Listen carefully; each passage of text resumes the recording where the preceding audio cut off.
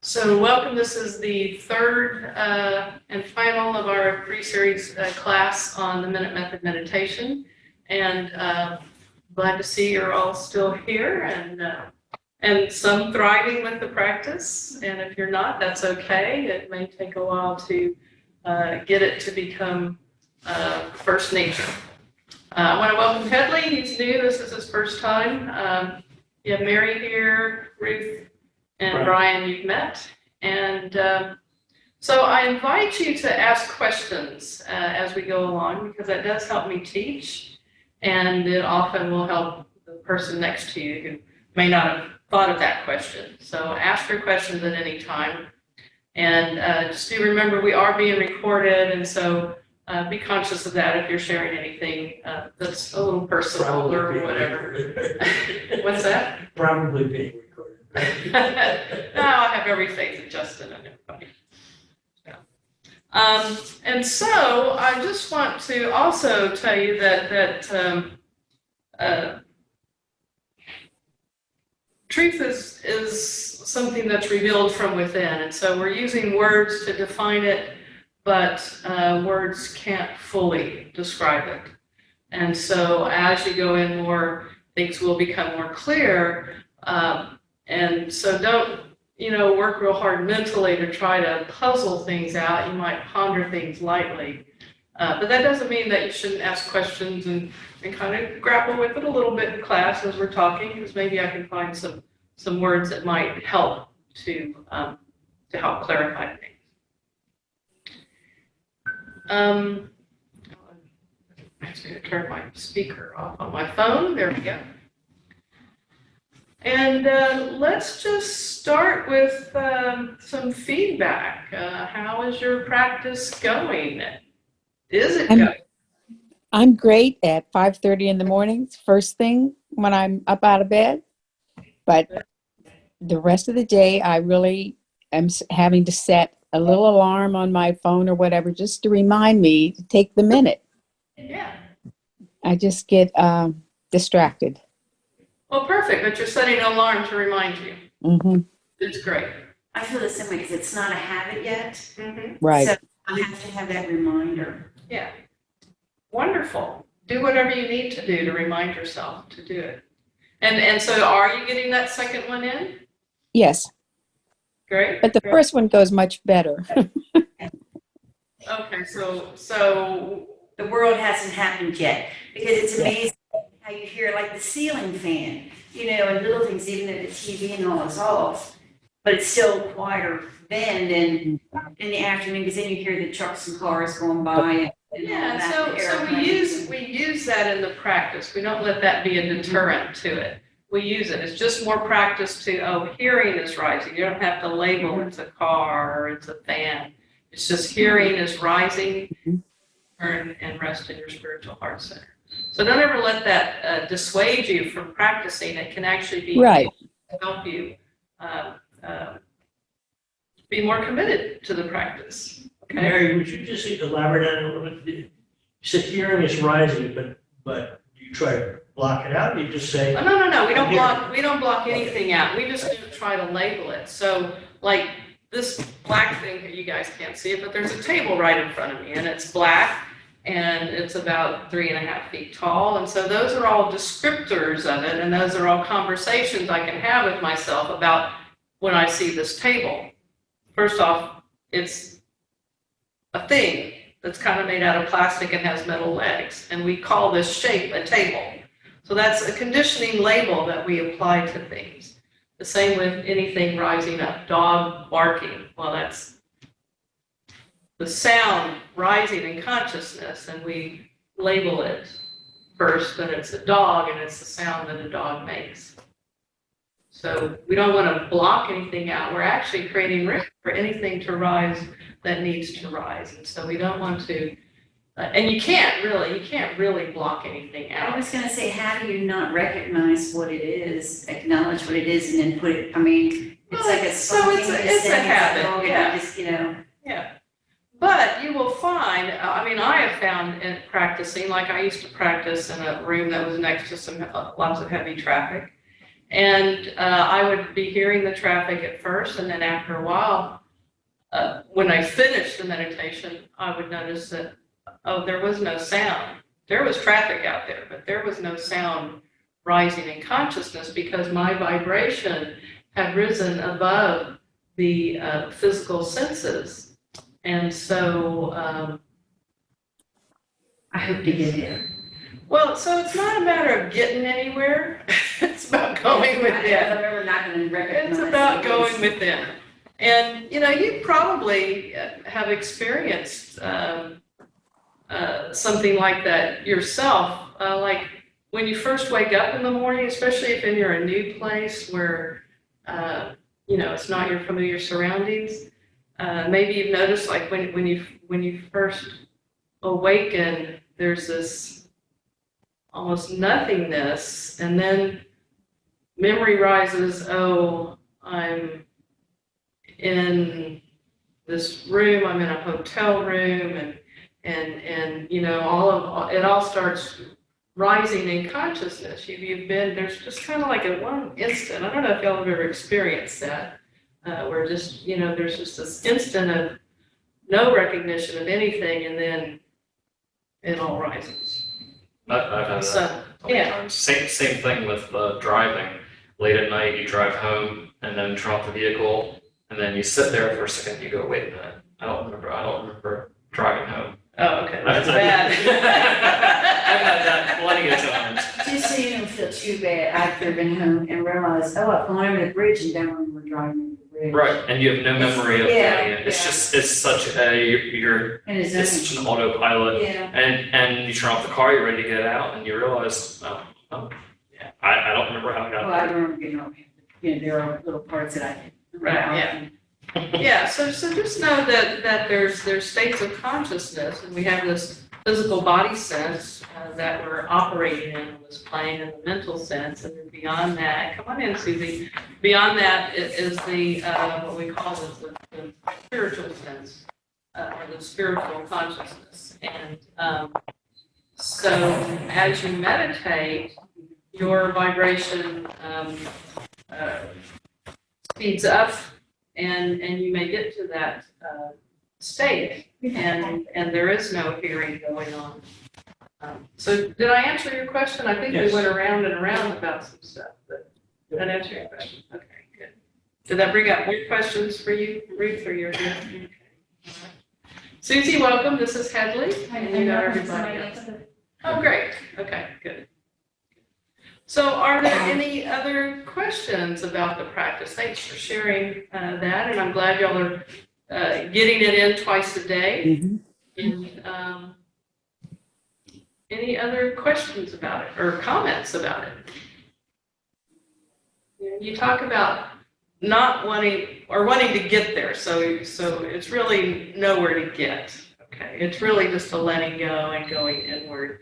And then what happens is you begin to live your life outwardly differently. And see, I feel like that's a level of unconscious something, to try and get to where it's not that I have to identify the object, it's just recognize and go back versus right now I'm still recognizing and then putting it back. So it's Yeah, taking me Yeah, it's a Three habit. seconds. Yeah. A sound rises and it's a familiar sound, and you do label it because it's such a habit. But then you immediately return right. and rest, and you'll be able to drop that recognition of it.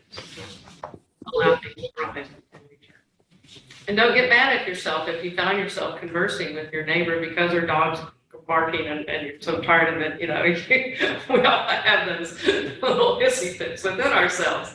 And then you recognize you're doing that and you return to your heart center. So if you find yourself running down a bunny trail, don't get mad and quit. Just recommit, just return, and then go out and live your life and see what's different. So. Brian, do you have anything to share about you said you're comfortable with it, and is there anything to share about daily life when you're not sitting that's different, or? No, I just find it's, with practice, it's easy to get into it, Okay.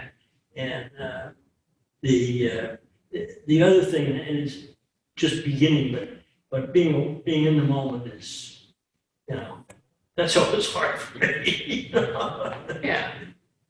Yeah. Okay, great, thanks.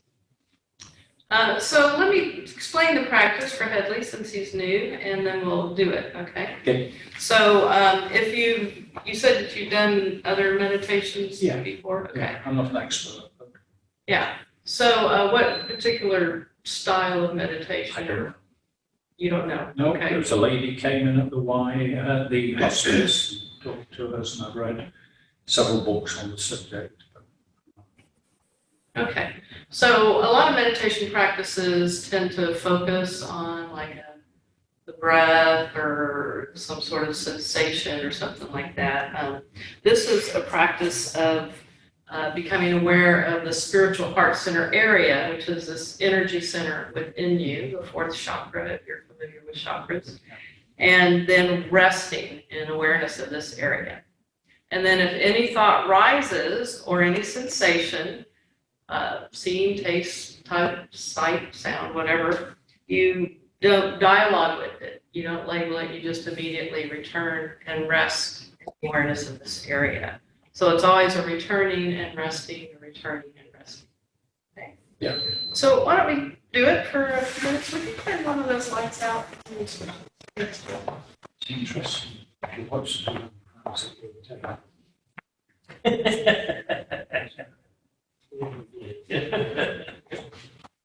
All right, so get comfortable. And just take a nice long in breath, let it out slowly as you relax. And then breathe normally. We're not paying attention to the breath or any sensations. Bring your awareness to your spiritual heart center area. Rest in the awareness of that area. If anything rises, even an old familiar practice, again, let it go, return, rest in the awareness of your spiritual heart center area. And I'll call us out in about a minute. So begin.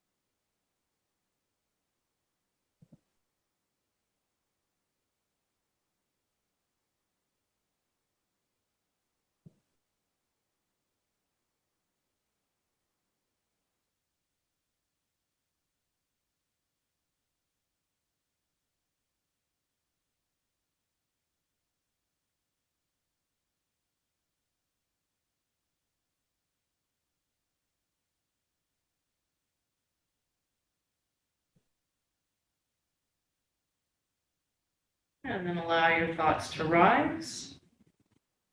Become aware of the chair you're sitting in, your hands and feet. And when you're ready, open your eyes. So, questions or comments? No. Okay. Anybody else? Just remember that we're never judging any practice. If you have a million thoughts, great. If you have no thoughts, great. It's really about what happens as you make that contact within, which your true nature gets expressed outwardly, which is all compassionate, all loving, ever forgiving, ever patient. And it's all residing within you always and available for you to access. Thoughts are welcome, and your own inner guidance is first what brought you here in the first place, whether you recognize it or not, and what allows for whatever that wants to rise and there's a possibility, and this is what we talked about last week, is the possibility of detaching anything that has an emotional attachment to it, any thought, then it can be released. Okay, so draw that well as I can draw. Not great, but just, so here you are, here I am anyway. We have heart center there. Can you see that at all, Mary? No, No? Okay. Can you turn to a speaker view? that's what I'm trying to do. Yeah. I'll make my legs the same way. There we go. That's not a very good heart. There we go. Hard to draw upside down and backwards. That looks like a pumpkin. That's better. That's better. All right. That's a heart in the middle. Sorry. That's better. Good. And so, so you're sitting here and you bring your awareness to your heart center area, okay? And then a thought rises. And if you don't dialogue with it, well, then it's gone. But if it's a thought that has an emotion attached to it, then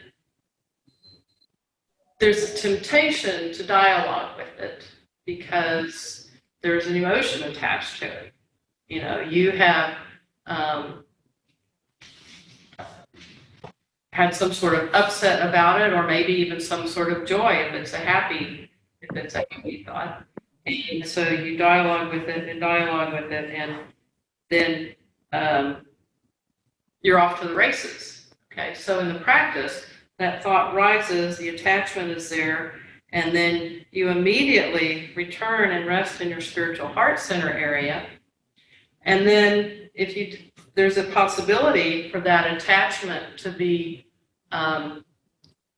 purified. Okay, so your energy vibrating with any thought that when there's an emotional attachment to it, it's all bound up and wrapped around that thought. And so it limits your freedom of being, it limits creativity.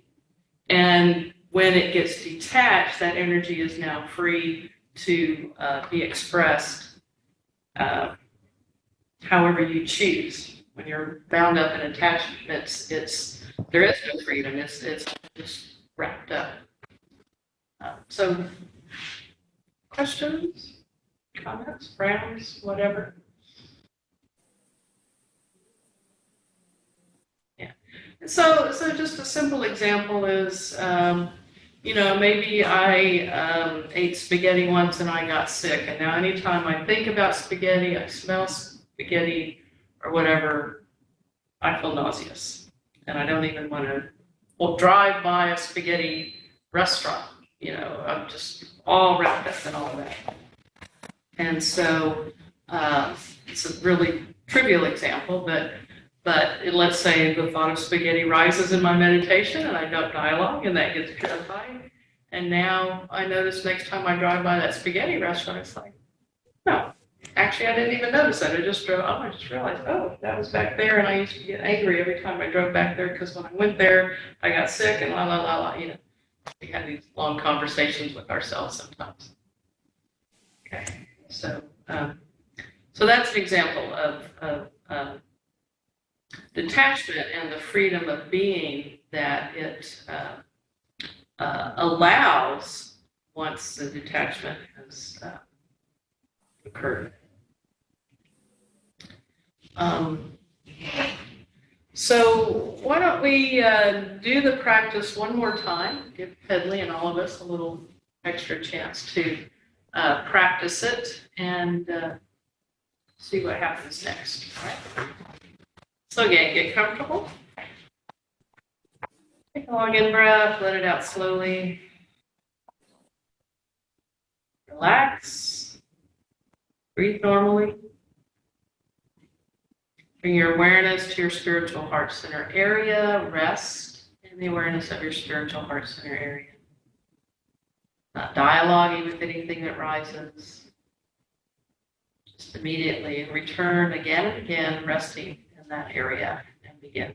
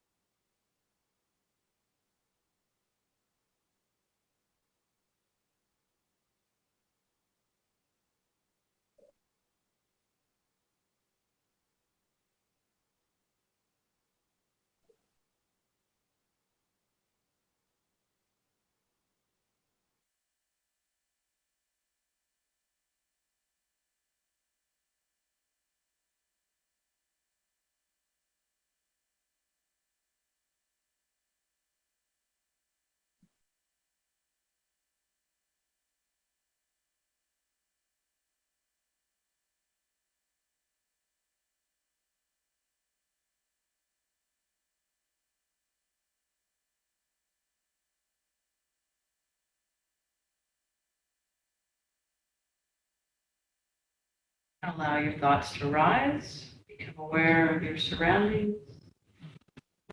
Move your hands and feet.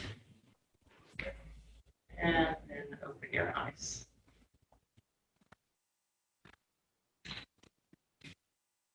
Feedback? Questions? Well, struggling to, I have to go to the Y and exercise when the class is done. And that just kept running through my head till I tried to calm it down to some degree. Yeah, and so just return and rest, return and rest. Yeah, things will rise. And the mind is a thinking organ. It is supposed to think. But we let our minds become the master of us rather than us using the mind as the tool that it's intended to be. And so, Just that, something I have to do, it's right there waiting because I know it's next. It's not bothersome, but it's coming next. Just I'm not even there yet, but it's coming. So I'm already locked into anticipating it. right, yeah. And so you can let anticipations go. Just know that anything that rises that seems really important at the time, and like maybe, I need to write that down, or maybe I need to just get up off of my chair and go take care of it right now.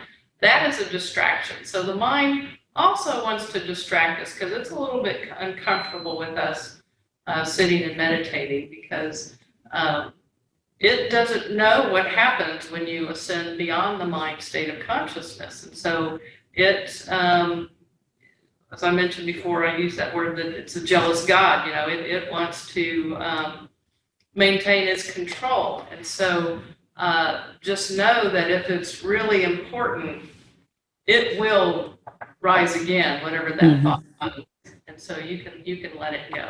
And just be kind to your mind. You need your mind to drive your car and prepare your meals and those sort of things. But you can own your mind rather than your thoughts owning you or your emotions. Right. Yeah, thanks for that. Yeah. So last week I was saying my takeaway was, that you just need to sit down and do it twice a day. Because I was trying to wait until I felt like the cleanest and purest to do it. But I did do that this week. I had trouble with the morning sometimes because things seem to happen then. But and the more I did it, the more I looked forward to it, and, enjoyed it, and felt like I could get a minute out of it. But today, I have this project going on that's like sort of got many sort of, possibly, unpleasant things. And so I'm using my hand. I know you said you can do that to rest because that keeps popping up in my mind. And I do use my hand and I can wipe that thought away. But today, what I'm feeling is like I'm just blocking it. I actually feel like I put a cork in there. About every once in a while, and I'm going, oh, there they are again. But, but at least, so, you know what I mean? It's a different sort of feeling and peacefulness of what I was doing this week. But I feel like it's a bit of a victory because I'm corking these guys. Well, so we don't want to repress anything, okay? Oh, sorry, repressing. Don't want to repress anything. It really takes a lot of mental energy Well, to I got repress some peace. anything. My head was blank when I was yeah. So you want to, some sits will be just furious thoughts and some won't be. So Yeah. you don't judge any of that, but you do sit down and do But it's it. interesting to see when it's more difficult than other times. I mean, that's all part of it, right? Growing in practice. Yeah, well, we don't ever want to judge any Yeah. practice. We just want to sit and do it because it really is. And that was really my topic for today was about practical living because you really take your practice with you out in the world because it does create a sense of mindfulness, a habit of mindfulness. And you may notice when you're out living your life that you're more aware of thoughts as they rise. And with that awareness, you have the freedom to decide now how you want to respond to that thought or instead of reacting out of any sort of old habit. And so it gives you that, the freedom to do that. And it also, I think, gives you the capacity to be more kind and compassionate with yourself. And when you can be more kind and compassionate with yourself, you can be more kind and compassionate with others then. And so I think that it gives you, has a potential to give you that as well. You can, one of the things we talk about is accepting, allowing, and respecting everybody wherever they are at any moment. And so we don't try to, if we think, oh, this is the best practice, I need to get everybody around me doing it. Well, not everybody's ready to do it.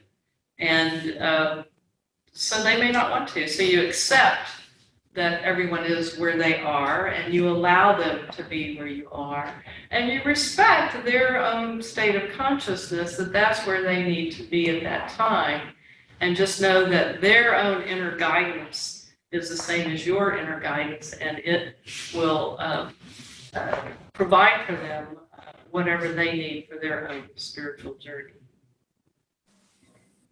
So the practice should be very practical in your daily living. And you may begin after a while to notice some differences that are occurring. And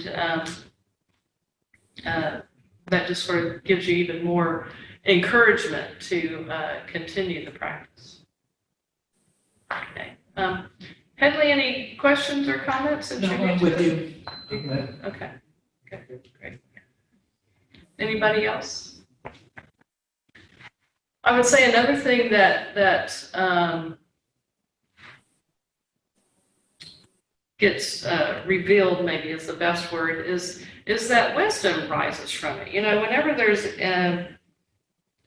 wisdom is beyond the mind state of consciousness. It rises from within and then gets expressed outwardly. And What do you say wisdom is beyond our conscious? What? Where does that beyond the mental state of consciousness. Yeah. So it is pervasive, and it's not something that comes out of the mind. It rises and gets expressed outwardly, and wisdom is part of your true nature, just as unconditional loving and unconditional compassion and forgiving. You can't mentally say, well, I'm going to forgive that person. I was really mad and I'm going to forgive them. You just can't say that and it happens. It has to come about through something beyond the mental capacity. Define wisdom. I was going to say, to me, it's coming from something I've learned as an experience that's brought me to that point. As an example, a GoFundMe page.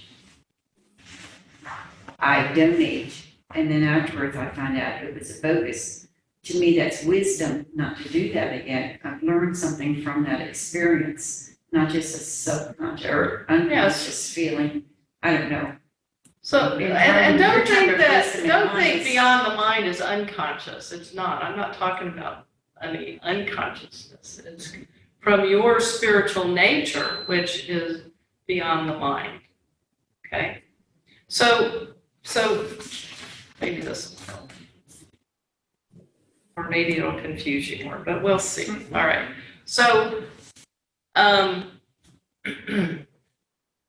spoke at the first class about oneness, how we all come from the oneness.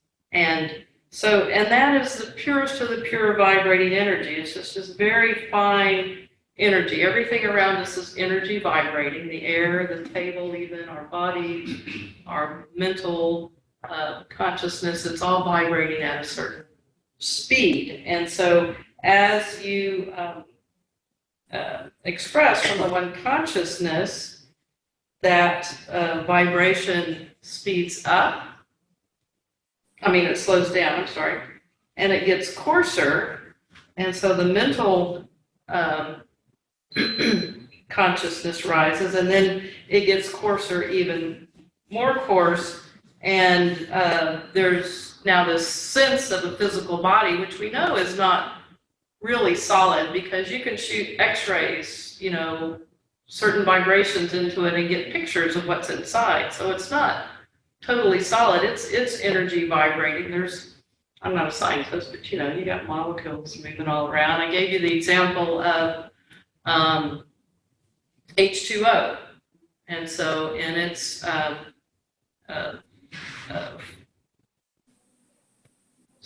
faster vibration, it appears as a gas or mist.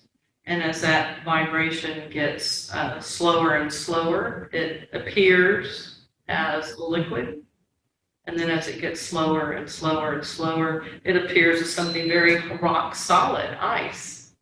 Okay, but it's still that H2O, its speed has changed. Okay?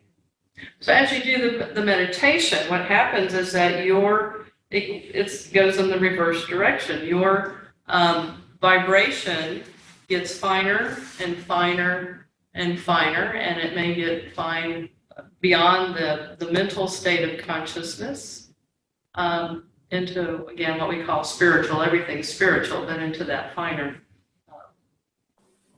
oneness. Define spiritual. Well, that's a great question. Spiritual is what everything comes from. If you think about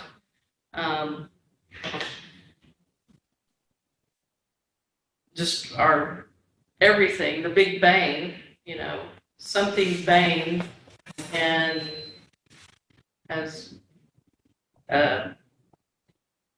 created, manifested everything that we now see around us. So spiritual is everything. I don't know if that's not a very good definition for you, I suppose. But what about spiritual in the religious connotation? I think that's when I hear spiritual, I think religion. That's my problem. I think spiritual consciousness is that goal that this is doing, where you feel the vibrations, you've gone above, yeah, well, you can't really feel the vibrations Well, when you're you're going beyond the part of- body, but you can you're be part of aware, Yeah. have awareness of it. Yeah. It's like a Um, Yeah, so, boy, it's kind of a loaded word, spiritual. It can really be a Mhm. little, yeah. And then you get into God, and then you get into theology, and that can, those words can create all sorts of Well, don't you think how you were confusion. raised, whether you were raised in a Christian home or not, determines your ability to see faith and spirituality and how you look at it? But you don't have to be raised in a home like that to have that ability. No, I said whether you're raised in a Christian home or not, Or not, right, which right.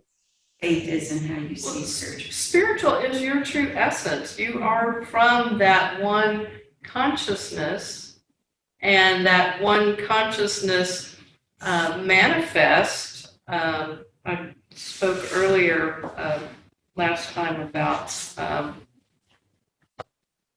this is just an old pad that got. Let me just do this.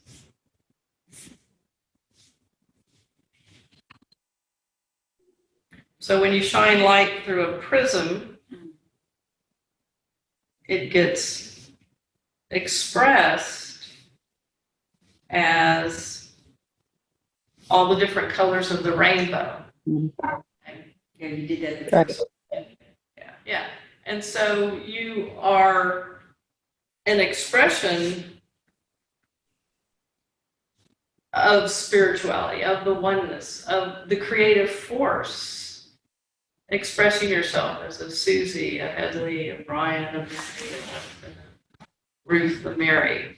So we're all individualized expressions of that one spirituality, and never separate or apart from it. We have the sense as we descend into the body consciousness of being separate and apart because of this physicality, and we take the appearance as who we are, when in essence we are this finest of the finest vibration.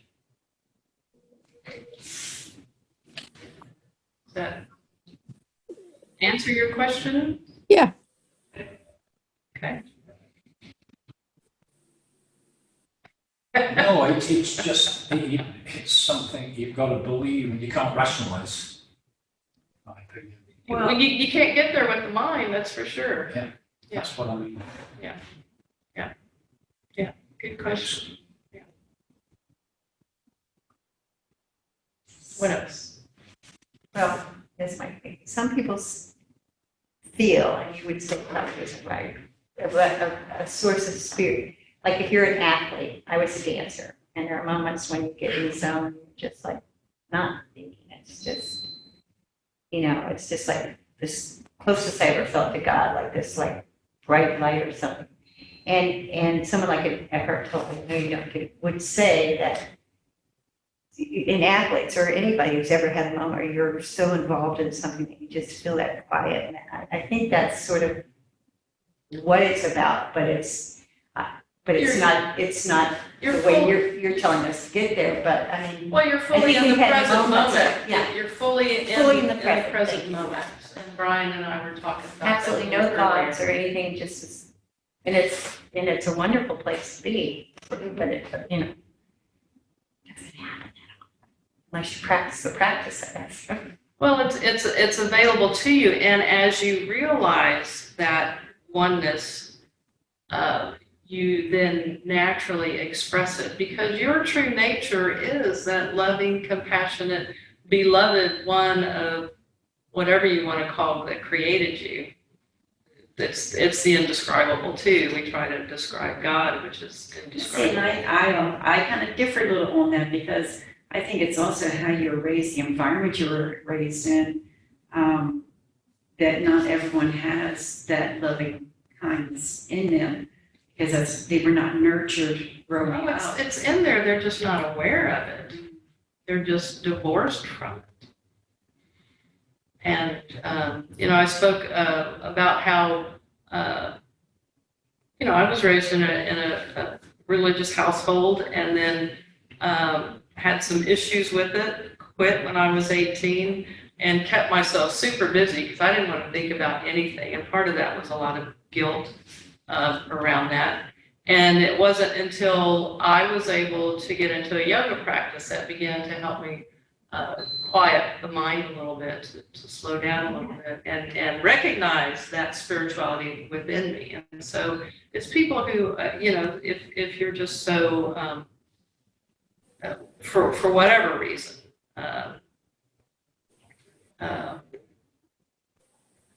people can get off track and not have any awareness of their true nature. But everybody has it. It's within everybody. It's in Putin. It was in Hitler. They're no different from any of us. We are all expressions on this spectrum of the rainbow, if you will. It's just that their vibration is just so, there's such darkness around them that they can't see it. And so they're operating from that denser state of consciousness. Yeah.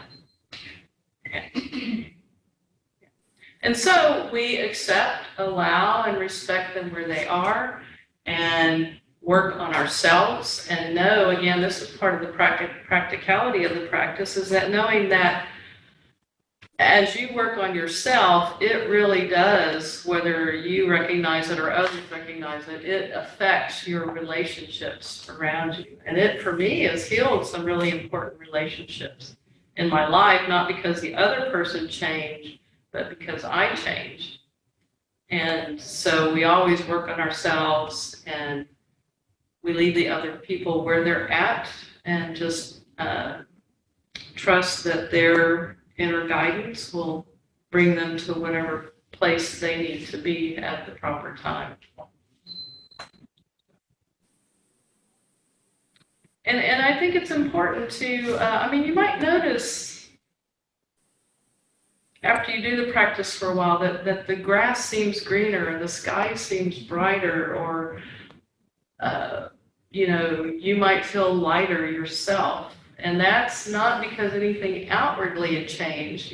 That brightness is within you and gets reflected outward. So we always work on ourselves. So other questions?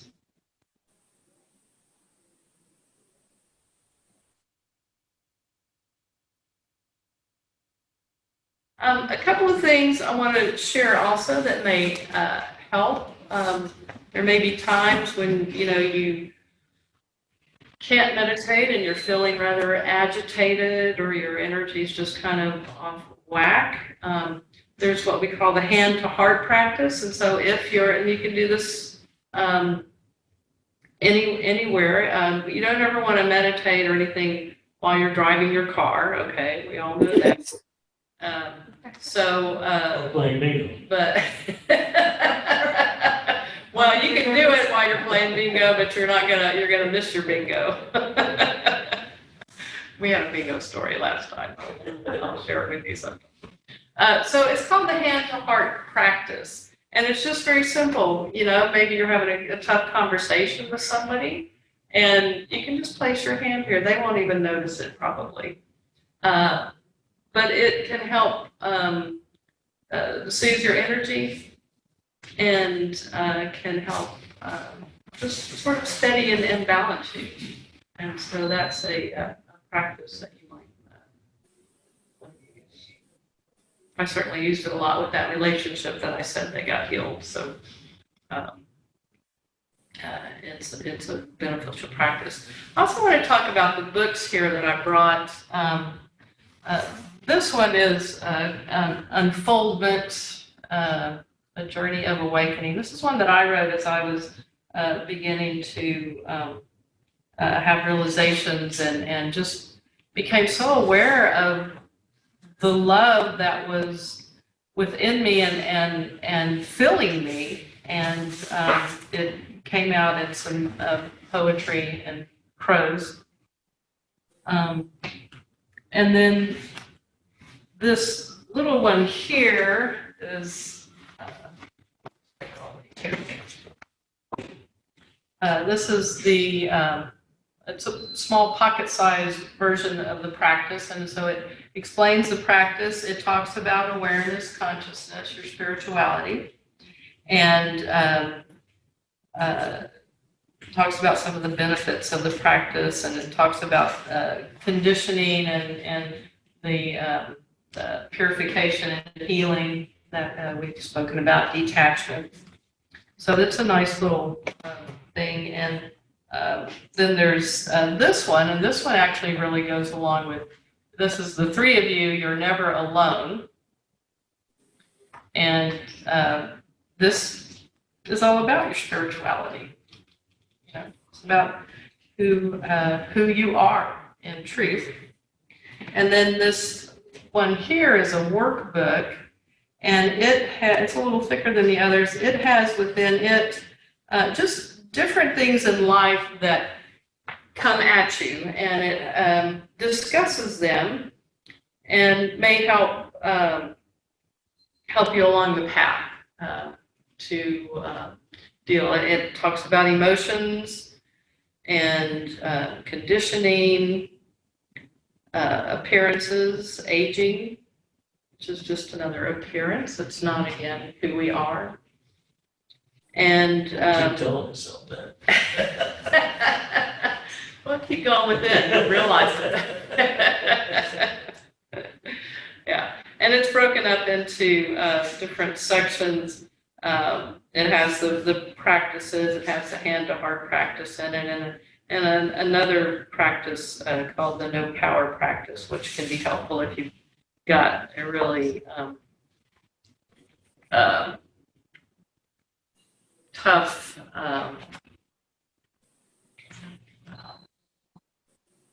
issue that you're trying to deal with, and it can help you to get through it a little better. So again, it has a section on emotions and practical living, just living your everyday life, And then about another section about spiritual recognition and adjusting to your realizations and insights. So these can help you along the path, and they're available for sale. I can sell these, or they're available on Amazon. And I had sent y'all an email with links for all of that if you're interested. And So- you gave us something last time. You gave us something last time, your last class. I gave you. You gave us one of these things in our last class. Maybe- When I was doing the previous class that I taught. Yeah. And so, just another thing that I want to mention is that with the holidays coming up soon, that don't let that become a distraction from not doing your practice. It's really a time to kind of double down and recommit to it. And it's really easy when things are getting really busy and hectic to allow the practice to slide. But when you find yourself starting to do that, that's when you're really in most need of continuing it. And you know, holidays can be tough when you're around family and people that you're not necessarily around other times, and there's lots of expectations and all the trimmings that go along with the holidays as far as expectations and anticipations. And just remember that just a minute is enough, and you don't limit yourself to a minute, you allow the time to naturally expand. Again, your own inner guidance helps you to sit however long you need to sit. So don't limit your practice, but do it, and then see what you notice. Or maybe other people will begin to notice, hey, you know, you used to really get irritated when I said such and such, you know, and now you don't. What's going on? Have people commenting on things like that. So why don't we do the practice again and see if any more questions rise up. I've got it written down. All right, so get comfortable. Take a nice long in breath, let it out slowly. Relax. Breathe normally. Bring your awareness to your spiritual heart center area. Rest in the awareness of your spiritual heart center area. And begin.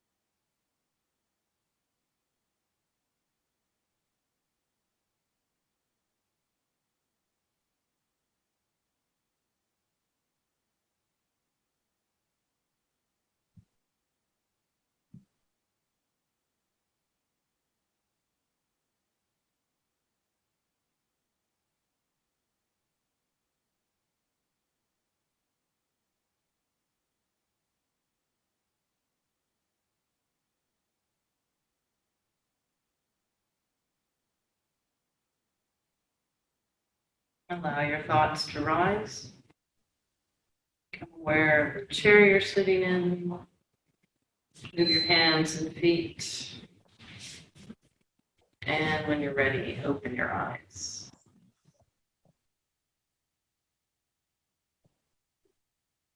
Right. Observations? That worked better than the last time. The third time worked better than the last one. Meaning, More in tune.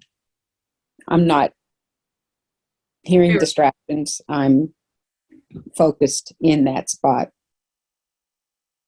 okay. And just to, language is important.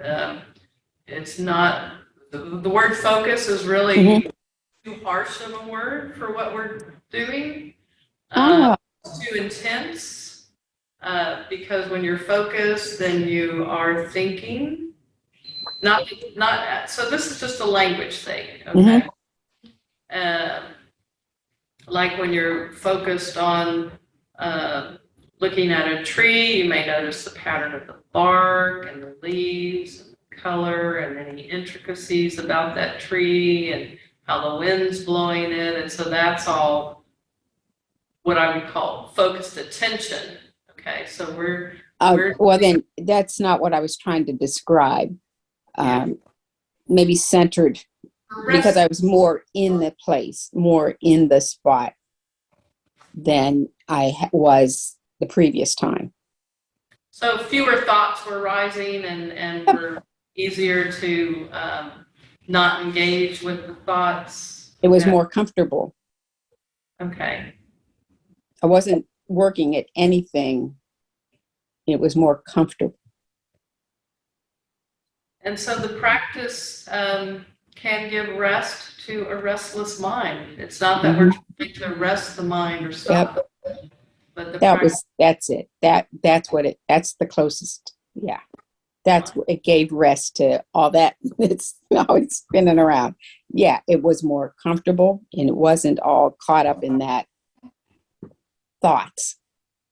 And you may notice, again, not to create any expectations, but my mind used to race all the time, and now it doesn't. I mean, thoughts come and they go, and sometimes I'll nibble on a thought, I'm talking about just in my daily life. Mhm. And sometimes, the stock market, I've certainly had lots of thoughts about my retirement income and all of that.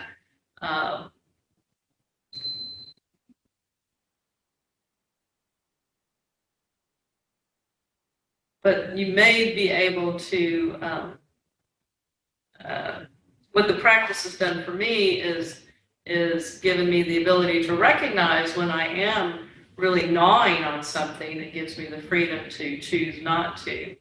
And so, yeah, thanks for sharing that. But again, notice that, just recognize that the next time you might have a million thoughts, and that Right. is okay. That's okay.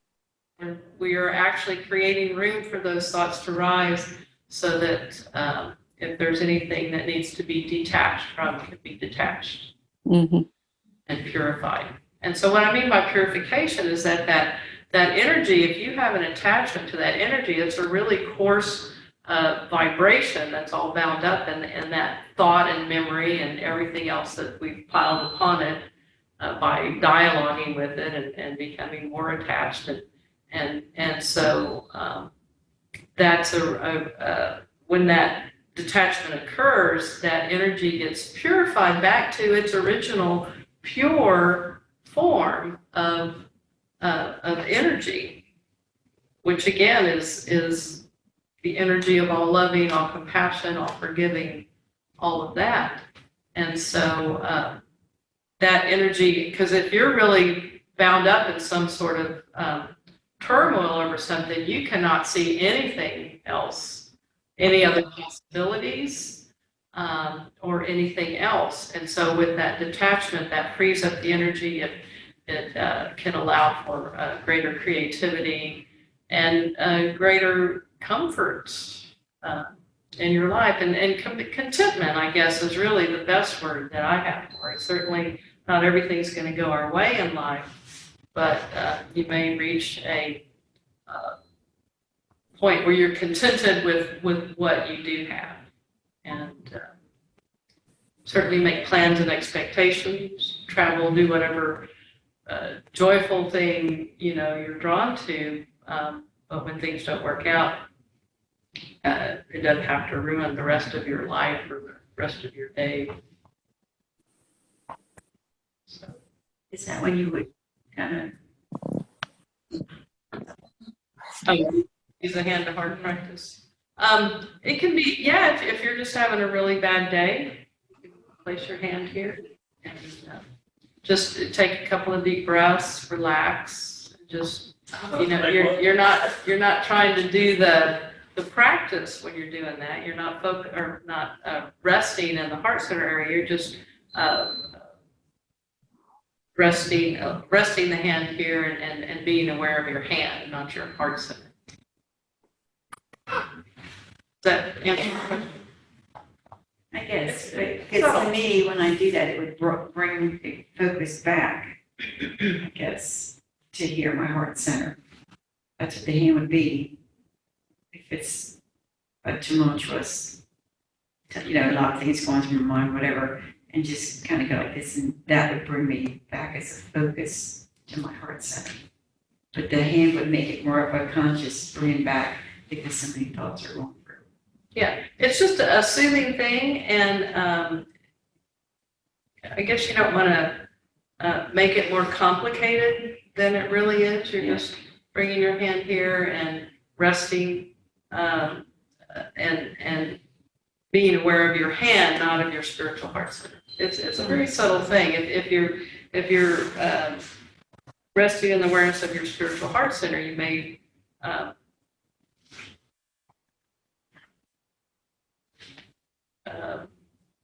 I just lost my train of thought. I'm sorry.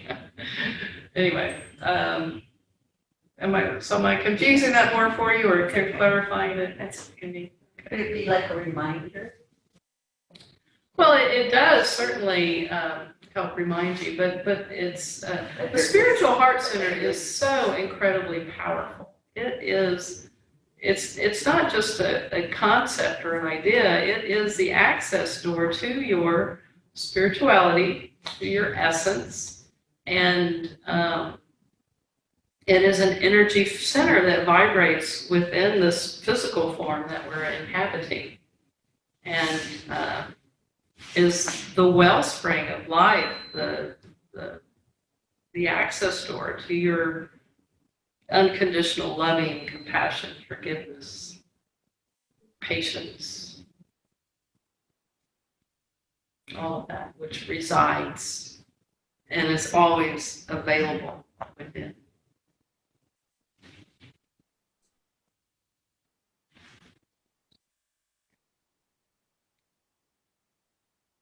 What else? Questions?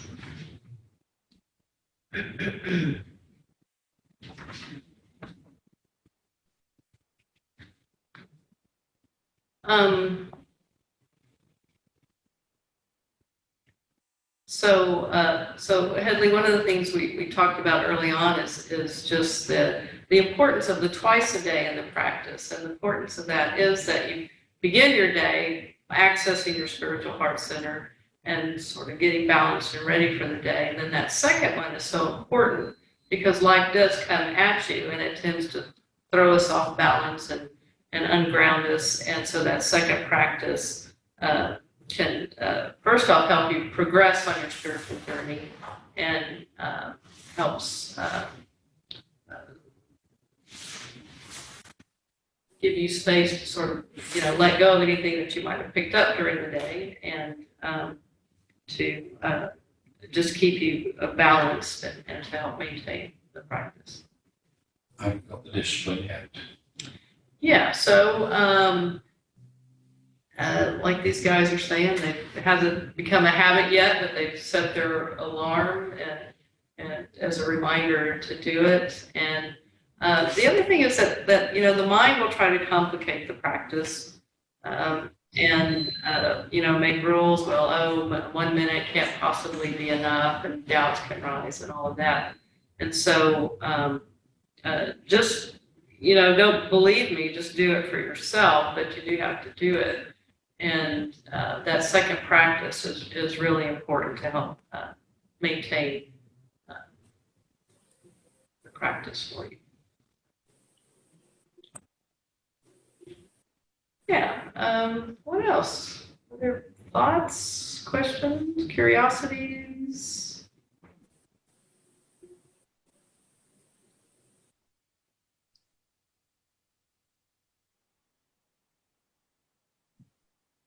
All good, ready to keep up the practice. If you run into questions about it, you have my email if you want to email me and ask me any questions about it. And other than that, I think I've said what I came to say. So thank y'all for coming and for your questions and enthusiasm. And Thank you I for sharing. wish you well on your journey.